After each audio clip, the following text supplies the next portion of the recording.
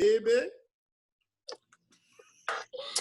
Today we have with us the highly talented and comedic Ty Marshall, who's also a rapper turned author. Hi, Ty.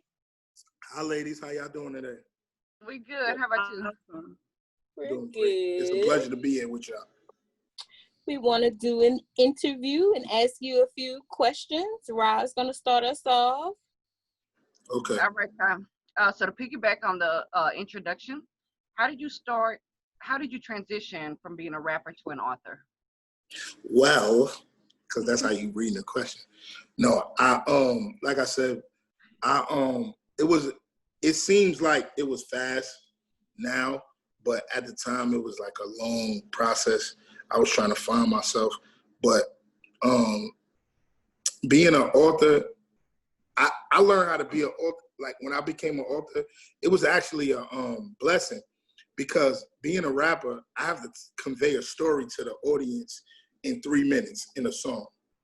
That same story I was able to tell to authors in like to readers in 300 pages. I always say, imagine if Big was able to tell a story to tell, the song he has a story to tell in a book form instead of the 3-minute song. And then I didn't have to make everything rhyme, every line. So that's really where I came from in this game. And it was just a beautiful opportunity to be able to write books. Awesome. And what did you aspire to be as a kid? As a kid, I always thought I was going to grow to be 6'4", but my mom is like 4'11", and my dad is like 5 something. So Really, I wanted to be a basketball player, or I wanted to be a rapper. Like I had a big picture of LL Cool J in my room when I was little, and I always wanted to be a rapper. I could have never. And they always say that if you want to make God laugh, tell him what you plan to do. And through my music career to everything that I was doing, he brought me here to books. And I'm blessed. Like, I love writing books. Like, and I could have never told you that in a million years. All right. You have any current projects you're working on you can tell us about? Yes. I'm working on Keys to the Kingdom 3. And I got some other projects. I got some other irons on the fire. But I'm the type of author that I got like 20K on 6 books. So y'all never know what's coming out. I overthink stuff. So there's books that I've been working on that I just really been like, I don't know if I want to put this out, or if the people will accept this.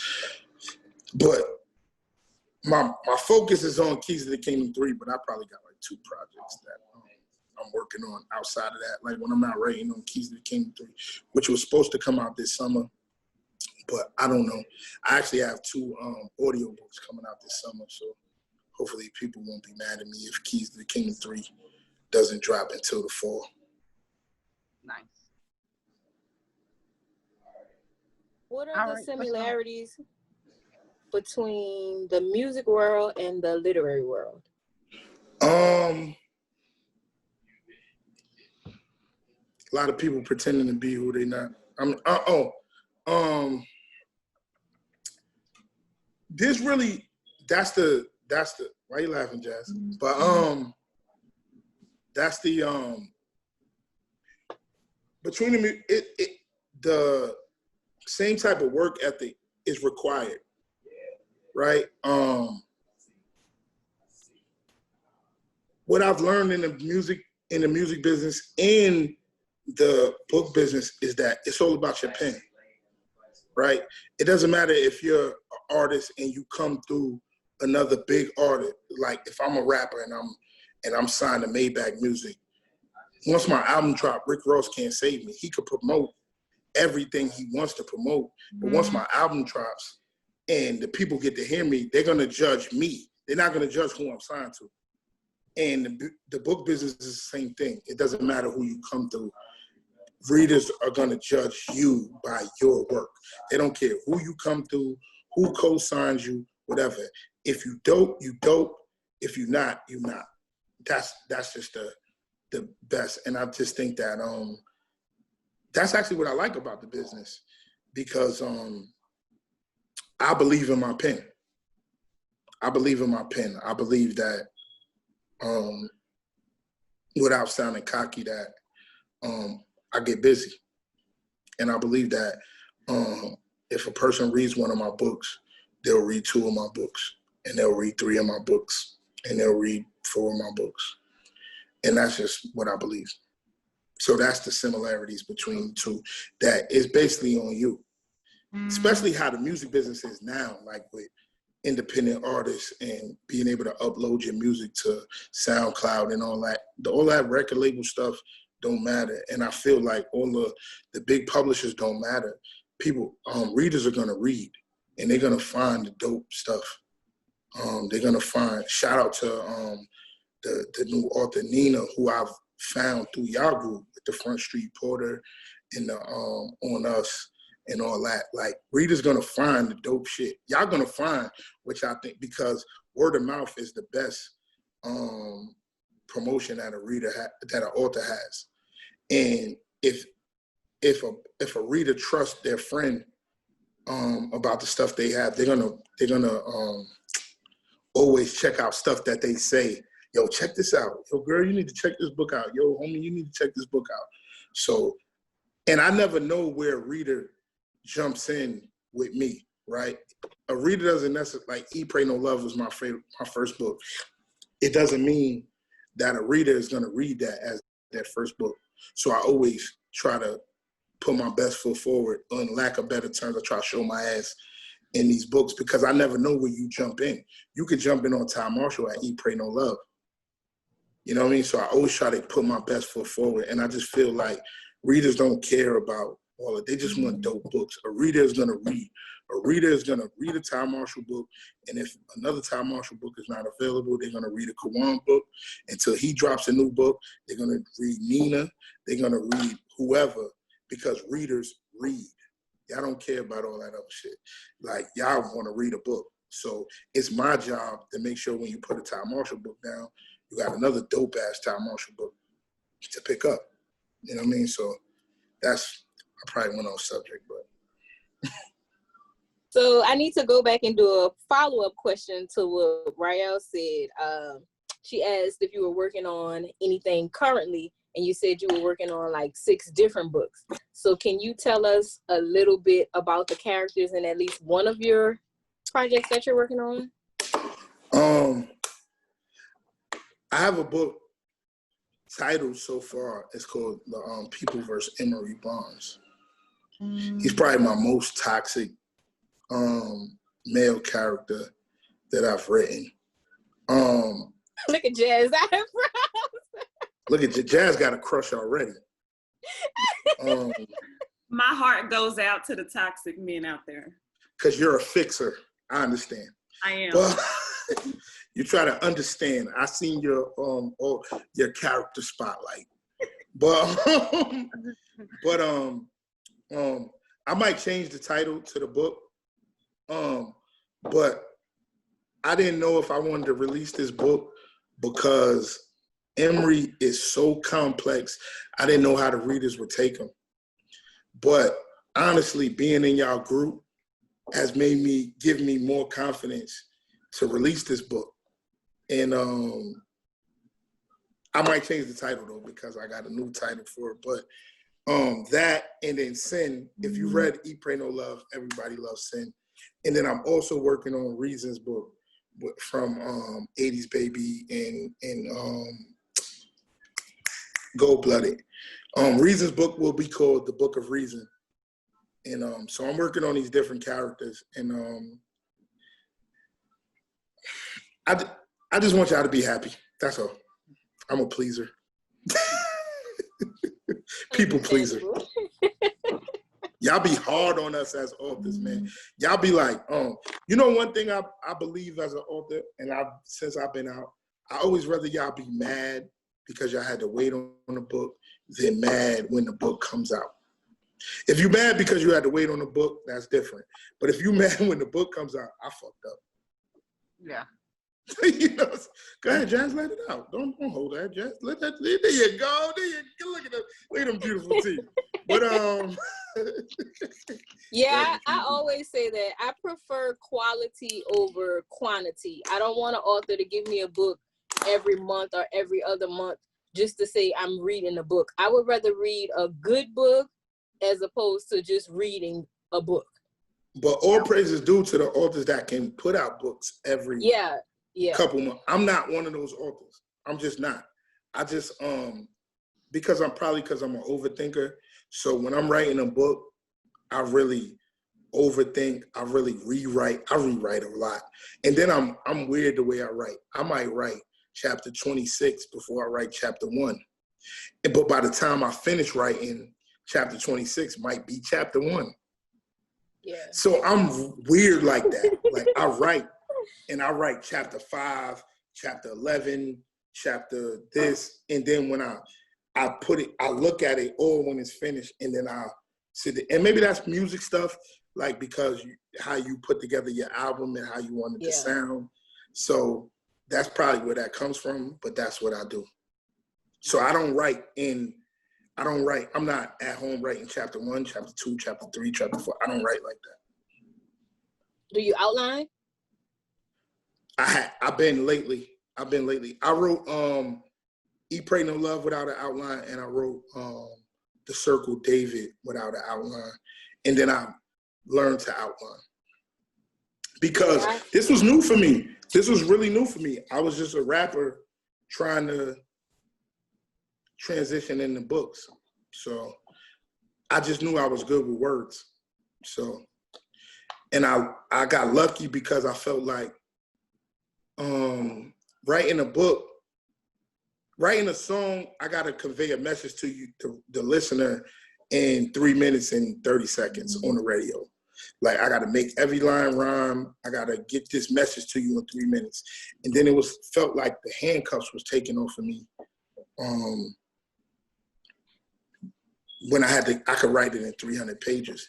I always say, if Big could have wrote Story to Tell instead of a song and wrote it in a novel, we would have learned more about dark-skinned Jermaine. See what I mean? You know what I mean? Like we would have learned so much more about these characters. Imagine Big could have tell you why dark-skinned Jermaine was like that.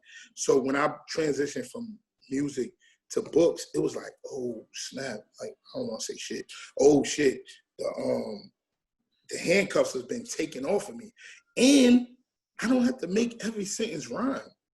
Like, you know how much that is? That's cool. Like, okay, I can give backstories on these people.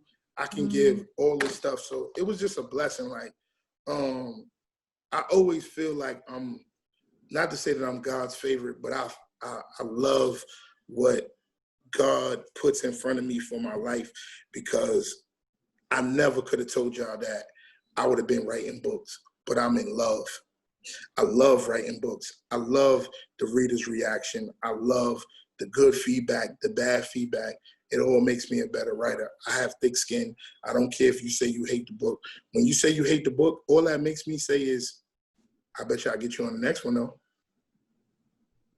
So that's just, I know y'all ain't asked that question, but. No, but that's a good frame of mind to have. Yeah. I think that's the frame of my, books are opinion. We're in an opinion-based business. Like Rock can read a book and love it. Jazz can read a book and hate it. The same book. It doesn't mean my book was good or bad. It means that it affected Rock different than it affected Jazz. Yeah. I ain't say you, Kiana, because I know you love all my books. But but what I'm saying is it's an opinion based. Like it doesn't mean because a person dislikes a book that it's actually a bad book, because the next person that reads it might love it. We're just in an opinion based business, and stuff affects people different. So it's not nothing to be offended by. I take the good with the bad. I don't read my good reviews and think I'm the greatest writer ever. I don't read my bad reviews and feel that I'm the worst writer ever. I just try to stay a consistent, and I don't let readers push my pen. So you do read your reviews, right? Yeah, anybody who says they don't is a liar. Why wouldn't I want to hear what the people say? That's who I write the books for. I've write the heard books. different authors say, some authors say they read all of their reviews. Some only read the good ones. Some say they read them for like maybe the first week and then they don't bother with them at all. So I just was getting their opinion on it. In the words of my nephew Bankroll Fresh, that's all cap. That's all cap. Like, come on, like when you get dressed up and you going out to dinner with your husband, you want him to tell you look good, right? Yeah. And if he don't tell you you look good, you're gonna be like, nigga, I don't look good. This is true. Come on, like so. Like I said, we in an opinion-based business, and like I said, I don't let the readers push my pen, but I want to impress y'all. Like I don't let y'all dictate what I write, but I want y'all to be happy with what I write. That anybody who says different is lying. You have something. That's how we get book sales. That's how we get book sales. Like, word of mouth is the best definitely form of promotion because y'all run a group, right? And if y'all say y'all book influencers, let's put that word out there. If y'all say this book is dope, people gonna check it out. Yeah. So why wouldn't I want to impress y'all, right? But one thing I don't do is if people say we waiting on Keys to the Kingdom 3, if it's not in my heart or it's not in my creative space to write it, I'm not gonna force it. I always say I'd rather y'all be mad at me because y'all had to wait on the book than mad at me when the book drops. Like, I'd rather y'all be saying, man, Ty took forever to drop Keys to the Kingdom 3, rather than saying, man, Keys to the Kingdom 3 is whack because Ty rushed it. That makes sense. I know it makes sense. I'm very smart. So all three of us are in your reading group, and we've heard I you appreciate mention, that. Thank you. We've heard you mention that 80s Baby is your favorite book. Can you tell us why it's your favorite book? Because it's the book that is most personal to me. The character Ray in the book reminds me of my mother. I was a kid growing up in the 80s and seeing how crack affected New York and seeing how crack affected just the family dynamic. And my mother actually wasn't a drug user. She was a hustler. So the character Ray in the book, her style, her asymmetrical haircut reminds me of my mother. And if you read the book, the relationship in the beginning of the book with Hassan and his grandfather reminds me of that. That was true. Reminds me of me and my grandfather. I was raised by a single mother, so the only male I had as what type of man to be was my grandfather. So I try to put that in the book. And 80s Baby was kind of like my growing up. Like, it was real.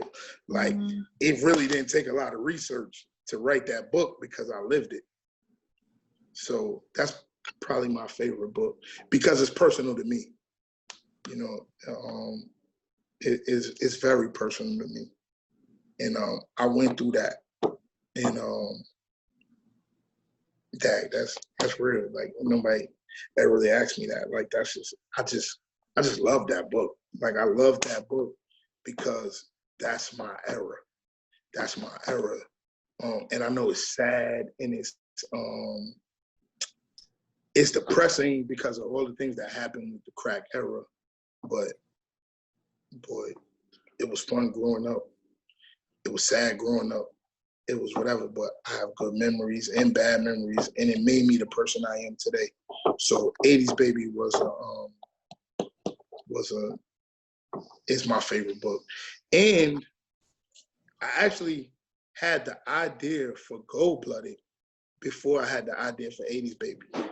Gold Blooded idea came first, even though 80s Baby book came first. 80s Baby was only written about the parents of Reason, who was in Gold Blooded. So it came the opposite way. I had the idea for Gold Blooded first, but I wanted to give a backstory for 80s Baby. I started writing the book, and I had all this backstory, which turned into 80s Baby. Same way the backstory turned into Kingdom Come. Kingdom Come book was actually me starting to write Keys to the Kingdom 2, and it was so much backstory, it turned into a book. I guess that's a good problem to have. Definitely, it's a blessing. It's a great problem to have. I don't complain about nothing because selling out of books or having is a great problem to have. There's readers. I'm an independent author, right? So word of mouth, things like that is my best promotion. So when y'all go to and I always try to drive people to my website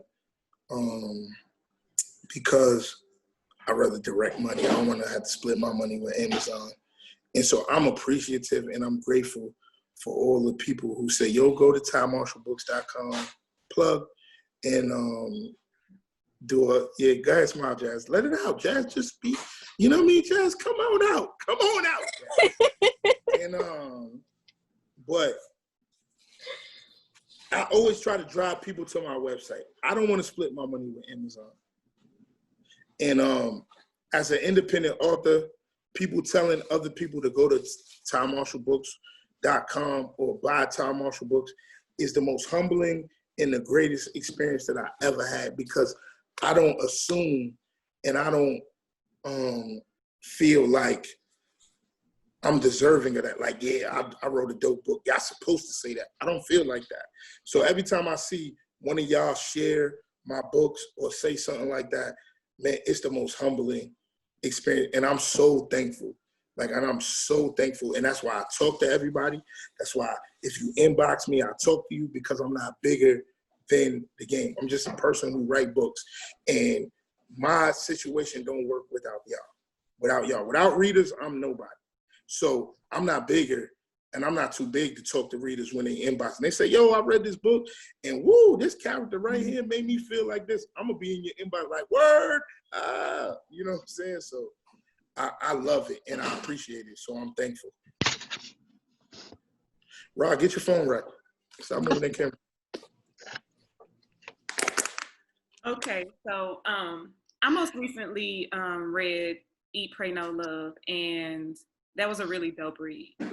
I noticed that the main character had a certain swag about him, and then there were a few references to Batman in the story. Can you explain that connection? Batman is my favorite superhero, right? And the reason why Batman is my favorite superhero is because he's the only superhero without superpowers, right? He really, everything that he could do is because somebody created some gadgets or whatever, and that's how I feel. I feel like a regular person who was blessed by God to be able to write books or do music to convey to these people. I don't have a superpower. I'm blessed. And so I was watching the Batman joint one day, and I was like, how he does the duality between Bruce Wayne and Batman. And then from that, I started to say, well, what if he was blessed with this Bruce Wayne wealth, but he really wasn't who he was? And all that, just me being an overthinker and overthinking everything, turned into, Eat, Pray, No Love, which was originally called Crisis, Identity Crisis. And it just spiraled from there because I'm an overthinker. I always try to think what people's thinking. I always, if I'll turn on Shade Room tomorrow in Jazz, you got this Will and Jada situation going on. And I'm trying to okay, don't worry about it. But she doesn't have a Will and Jada thing going on. Thank you. But I always try to figure out why it happened. Now, I don't always try to just laugh. I'm the person to be like, well, why did this person think that? That's why I actually liked you of how you did the character spotlight and you picked Omar, because I'll be like, yo, people just be like, oh, he's the villain in the book, he's the good guy, whatever. But you really dug into, well, why does he feel like that? Or I would have felt like that. And I do that with everything in life. I'm a people watcher. I might be driving down the block and I might stop at a red light and I'll be parked next to somebody. I might look over and be like, yo, what if he be kidnapping people? That person in the car next to me, he's sitting there at the red light looking like a regular dude. Like, what if his wife get on his nerves and he done buried her in the backyard? I always think like that about stuff. Don't judge me. But your face is very judgy. I'm gonna say that. Your face is very judgy. Oh God. Kiana, you being strong. Ra, you being strong. Jazz, you're being very judgy. But I always think like that. So that helps me as a writer, but it also hinders me because when I write a story, I always second guess it. I always whatever, because I'm always like, I believe in not cheating the reader. I believe that when I dropped my first book, me and the reader got into a relationship. Like, we in a marriage that I have to be loyal to. So when I put out a book, you trust me. There's readers who buy books on my name alone. They don't read the synopsis or nothing. They believe that Ty is dropping a book. I mess with it regardless. I don't take that for granted. So I'm an overthinker. So I know that sounds crazy, like I went way off. But back to the Batman thing, Eat, Pray, No Love came to fruition because I'm an overthinker. And I love Batman. And he can fight because he don't have no superpowers. He just be whooping ass. And I'll be whooping ass. You kind of went into the next question a little bit, but I know, because I'm a professional. Man. Somebody come in this liquor in this red cup. So when you see me drink this, I'm trying to sober up, but there's liquor in here. I can't deal. Why Rock clapping like Celie from Purple? Cause she got liquor in her cup too. It's just not red. Because that's my nigga. What's that, a Sonic cup? Sonic got the best ice. Yep. Rob my peoples, I know. So in that same book, right, there were several twists and turns that I did not see coming. Like, literally at the end of the book, my jaw dropped. And it was just crazy how everything ended up in that book. So what inspired that storyline? How did you think of all of those twists and turns and all of that? Okay. When I first wrote the book and I started writing books, I wanted people to take me serious as a writer. Not the readers who didn't know me. I'm talking about the people who knew me. I didn't want them to think that I was just retelling stories that I've been through in the streets.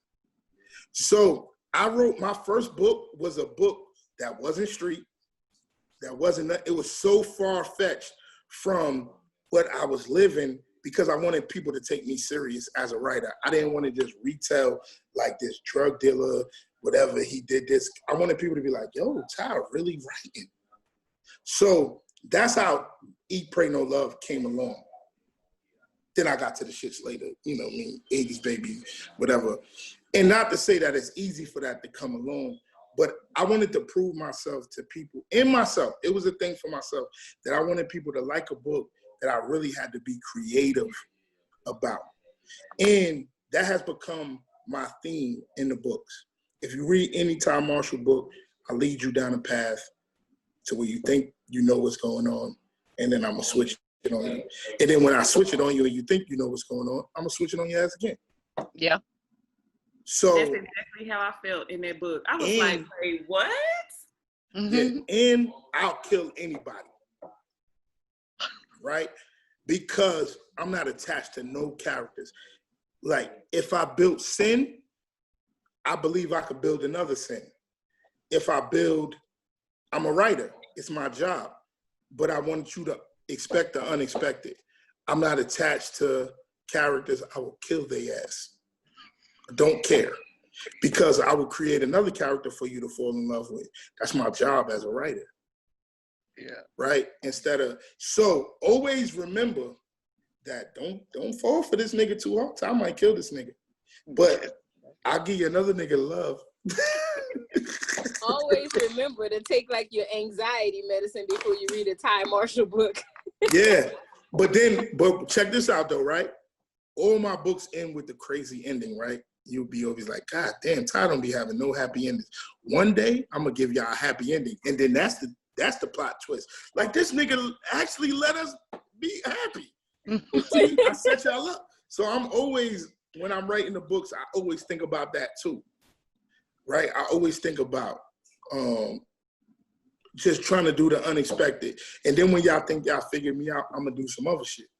So that's what I just be trying to do.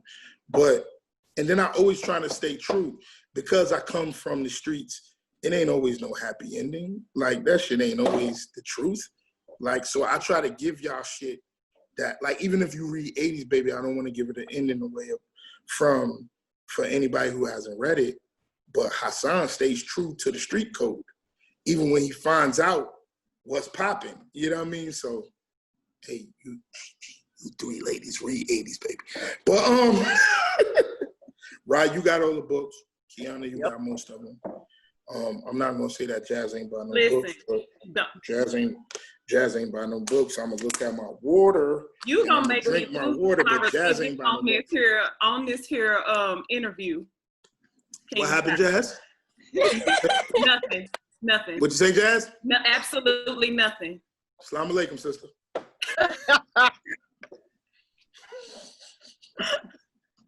All right. Anyway. Switching gears a little bit. Will we see any of the characters from Love Seldom, Trust Never in any of your other work? Yes. I wrote Love Seldom, Trust Never to create new characters. East and Screw and all of them were so young. I purposely wrote them young because I wanted them to have, like, people love East, but East ain't even fuck up yet. He ain't even had no, like, life, like interaction fuck ups. Like, ain't no telling what's gonna happen with him and Samaya. You know what I mean? Think about East is now this big time dude who has a connect in Miami. It's women all around him. It's all these things. And he's been this solid dude and he loves Samaya. Nothing fucked up happened yet. And they were so young that I wanted to create them young because I'm wrapping up Eat, Pray, No Love. I'm wrapping up Keys to the Kingdom. So Sin is older. Sin's story is wrapping up. But I wanted to kind of bring on new characters. And East, there will not be a sequel to Eat, Pray, No Love. I'm drunk. There will not be a sequel to Love Seldom, Trust Never, but there will be more storyline with those characters. It won't be Love Seldom, Trust Never 2, though, but there's more story coming with East. East really, as a character, messed me up as a writer. I had another book planned after that, but East was on my mind so hard, I wanted to continue writing about him. Like, it was like when I wrote, and I don't know if anybody knows, I released a book with Carl Weber on Urban Books called Goodfellas, where there were short stories in the book. Carl Weber wrote a story, I wrote a story, and P.S. White wrote a story. Love Seldom, Trust Never is actually in that book. I hated that book because they told me to write a short story, and I felt like I didn't get to explore these characters like I want. So I brung it back and wrote Love Seldom, Trust Never. And when I finished writing it, I was like, I fucking like East. I want to keep writing. I wanted to press the end and keep writing more about him. He really did that to me. And Screw and Samaya and all these people, I like live with these people, and I wanted to continue writing. And East has kind of earned more story. He's earned more story. And it took me a couple weeks because I couldn't even write another story because I just kept thinking about them. Like, thinking like, yo, well, what happens after this? Or what? So I'll be understanding what the readers be saying, like, is there gonna be another book? But there won't be another Love Seldom. It won't be Love Seldom. Oh shoot, I just dropped my cup. It won't be a Love Seldom, Trust Never 2. But there will be more East story.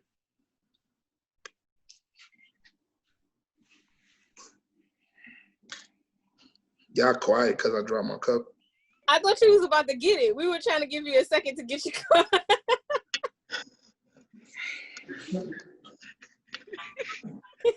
I'm It's the getting it best now. interview ever.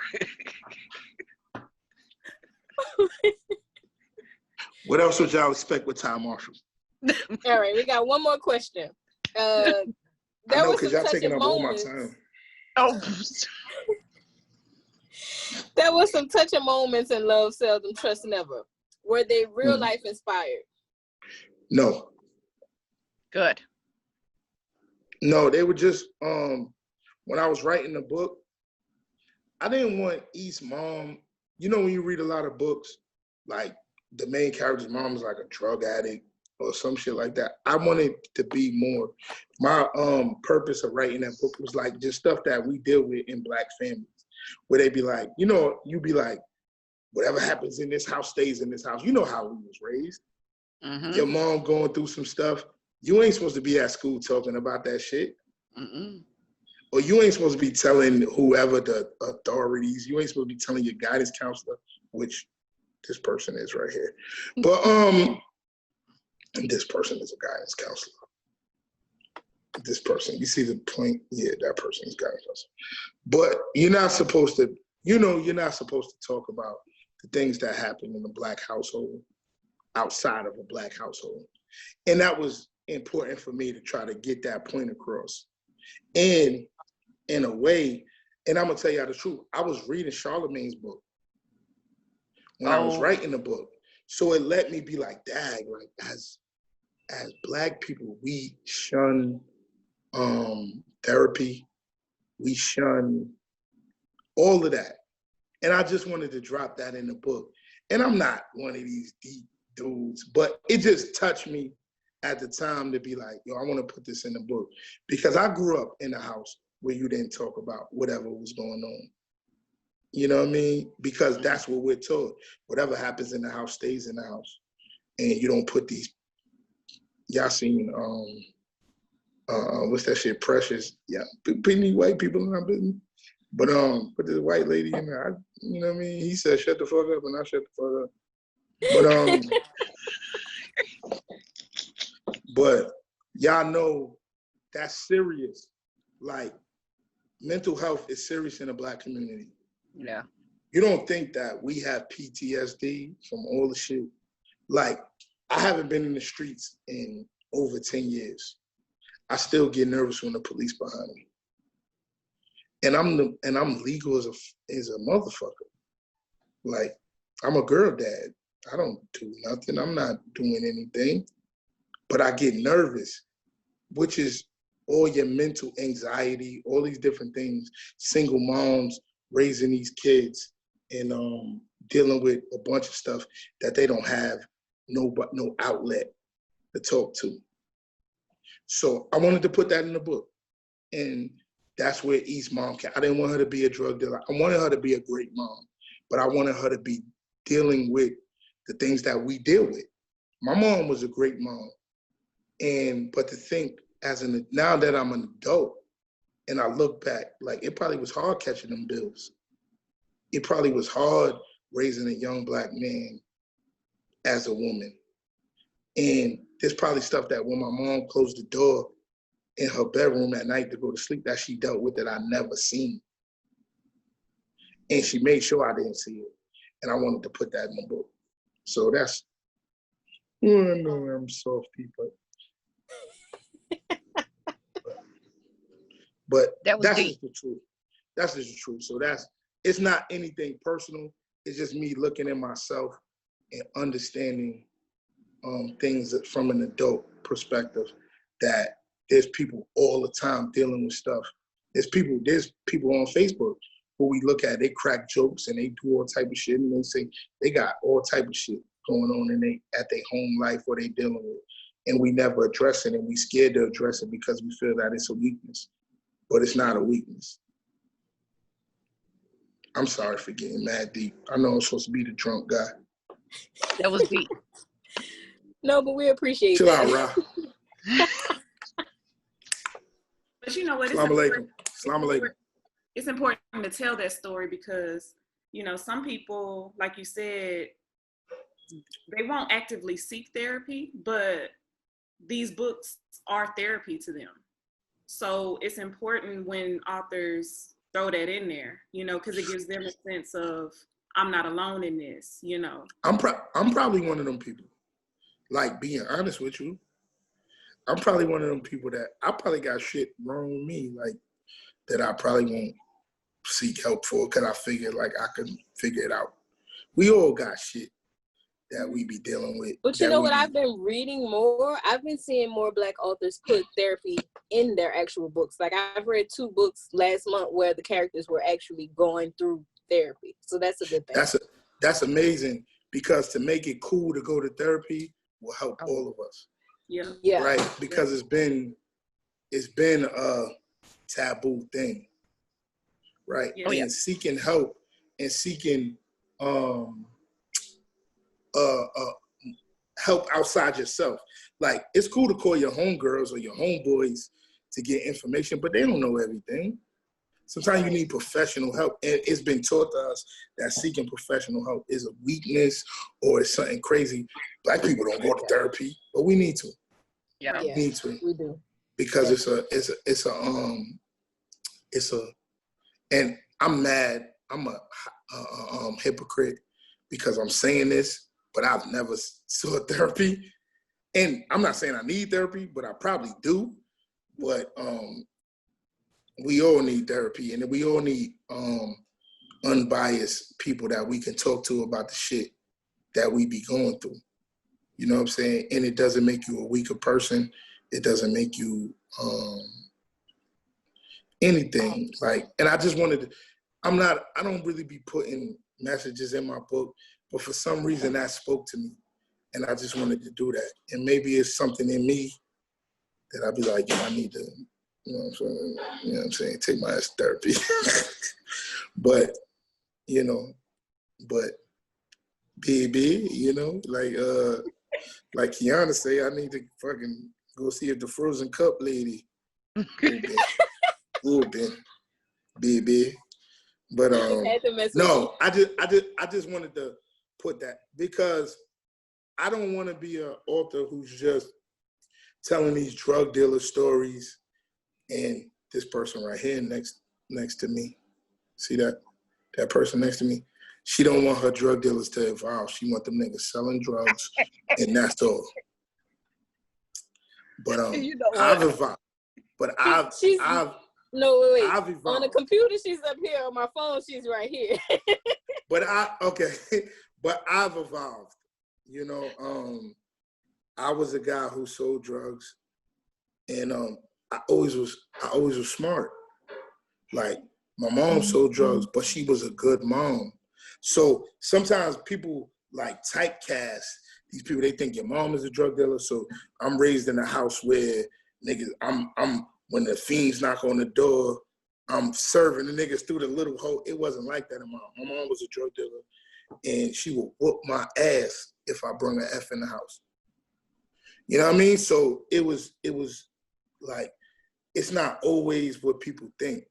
Mm-hmm. And we are, as people, we are so beautiful and so magnificent, and we so complicated. And that's right. Go ahead, Jazz. Nod. But that, because Jazz is complicated. But no, you're not. You're not. Jazz hit me with the what nigga? What nigga face? But I just don't ever want to be put in a box. You know what I'm saying? Like, I write urban fiction. I don't even write urban fiction. I write crime fiction. like Kawan is, shout out to Kawan. He always, if you ever notice, Kawan says he's a crime novelist. He don't never say that he a urban fiction, because urban fiction puts you in a box. Yeah. We write the same thing these Caucasian authors write. But like, I don't write nothing different than The Sopranos, or I don't write nothing different than whatever, but the Caucasian authors write crime fiction from the detective's perspective. I write from the criminal's perspective, but it's still crime fiction. Yeah. Because I'm always rooting for the bad guy. You know what I mean? No, I'm not being funny. I'll be Y'all rooting root for for the the bad guys. Y'all all married to dudes who, and y'all all with dudes who are not quote unquote the typical whatever. We not white collar dudes. You know what I'm saying? But as black men and black women are the most beautiful thing that a black man can have. I'm not trying to get deep, but I'm just saying, y'all are the most beautiful thing and the biggest support system that any black man can have. And y'all give us space and y'all give us room to grow. And when you find a black man who wants to be better and y'all give him that room to grow, sometimes you get the best dude ever. And I'm a street nigga who was raised by a woman who knew right and knew wrong and taught me to do right and do wrong, and I eventually got it right. And I appreciate my wife for giving me the time and space to grow. And I appreciate black women, period, for pouring into me. I got so many, like when I look at my history, I can look at, I got a big sister who not my blood sister, but really my sister. Like I got women around me, you know what I'm saying, that taught me and gave me game. And that's what make me who I am. I'll be going way off fucking topic. Let me drink this Henny. I love y'all. Let me hit We the love the other gems. We love you But too. I'm just saying. So We You appreciate got any more That's questions? What happened, Jazz? No, I was just saying we really appreciate your time, you sitting and Yeah. talking with us. Come on, man. Like, y'all, I know y'all want to front for the Zoom, but y'all my peoples. Oh yeah. we're Y'all just my- trying to y'all keep my our people. professional hats on. I understand. I be trying to be professional too, but Hennessy don't let you be that way. But and I don't really understand why Rob been so quiet, but she be mad ghetto in the She's shy. But She's shy. I told y'all I was shy and Rob. quiet in real life. That girl is Rob, not where the wine shy. at? Why you ain't got a straw in your wine? Oh, I got a Crown Apple this time. What you mix it with? Cranberry juice. Oh, y'all remember when I was getting married, right? And all my groomsmen came to Atlanta. I'm from New York, but I was living in Atlanta when I was getting married. And we was drinking Ciroc and lemonade all weekend.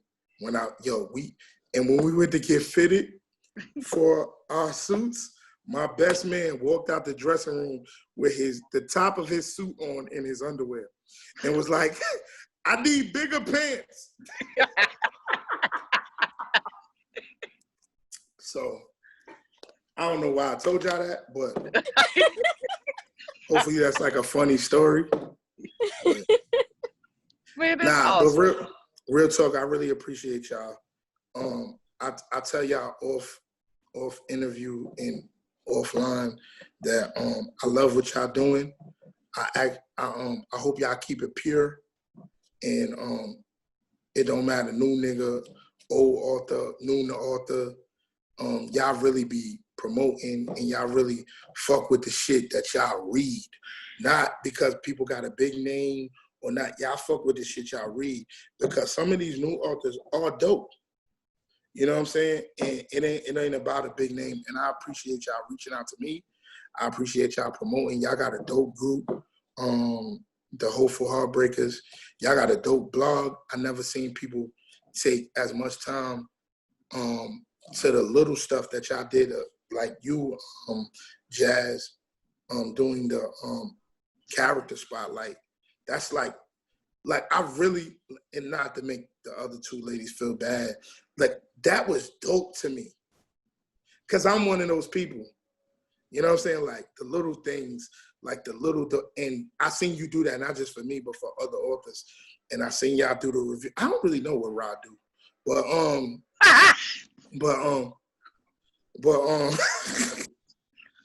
but y'all be doing, y'all really have something dope. Yo, Rod, you know you my nigga. I'm just fucking with you. Todd, tell them where they can find your books. If you have any money, you could go to Time Marshall. If you have any money that you want to spend, you can go to Time Marshall. You can go to TimeMarshallBooks.com. All my books are available on there. I just did a restock. Thanks to you ladies and your group who have been buying my books up like crack in the 80s. And I have t-shirts on there, which are I love TieBooks.com. That has always been my slogan, the I love Tie, which is a play off the I love New York thing. And I just really appreciate you ladies, man. Y'all so cool. Y'all down to earth. Y'all in a different time zone, so y'all kind of slow. But I appreciate everything that y'all been doing, and I wish y'all the best. And I'm gonna say this live on the YouTube joint, that anything y'all need from me, I got y'all. And y'all keep doing everything y'all doing, and y'all shining. Y'all group is fun, and y'all not biased. Y'all mess with all the books, and y'all doing a great job. And I hope that y'all keep it that way. Well, thank you so much. Well, we want to thank you for taking time out of your schedule to do this with us, and we look forward to working with you in the future. I got you, baby. You know, baby. You know, give me some crawfish, I'll suck the head off that book. Well,